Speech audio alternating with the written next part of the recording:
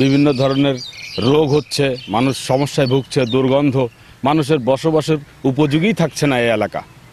আমি মনে করি যথাযথ কর্তৃপক্ষ অর্থাৎ পৌরসভার যে কাজটা করছে এটা অত্যন্ত দুঃখজনক, এটা করা উচিত না এবং এটার ব্যবস্থা নেওয়া উচিত।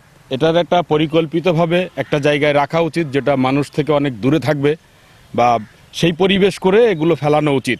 মানুষের ক্ষতি করে এখানে ফেলানোটা অত্যন্ত দুঃখজনক এবং খারাপ। আমরা বাসায় খেতে পারতেছি না, বাসায় টিকতে পারতেছি না, আর এখানে থাকলে যা গন্ধ, এখানে আমরা টিকতে পারছি না। রাত্রির ভাত খেতে গেলে বুম এসতেছে। এখানে সাতক্ষীরা পৌরসভা এখানে ময়লা ফেলায় সকালবেলা স্কিমিটার এসে ঘটে, আর এখানে আমরা খেতে পারিনি, গন্ধ জলে টিকতে পারিনি। ময়লার জন্য আমাদের এলাকার লোক তো কেউ টিকতেই পারতেছে না। আর যারা ময়লা ফেলাচ্ছে এখানে ওরা মনে করে আমরা গরু ছাগল।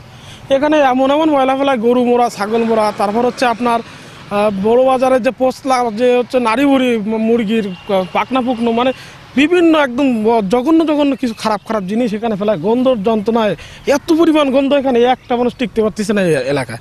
এখানে আমরা গরিব মানুষ, আমাদের জন্য মানুষ বলেই মূল্যায়ন করে না তারা। কুকুর আসে খাওয়ার জন্য। এই কুকুর আসলে বাচ্চাদের উপরে হামলা করে। অনেক বাচ্চা, এর আগেও অনেক বাচ্চাদেরকে কামড়াইছে। এই কুকুরদের খুব সমস্যা করে। আর ময়লা ফেলার কারণে আমাদের বাচ্চাদের লেখাপড়া করতে খুব অসুবিধা হয়, খুব বিঘ্ন সৃষ্টি হয়।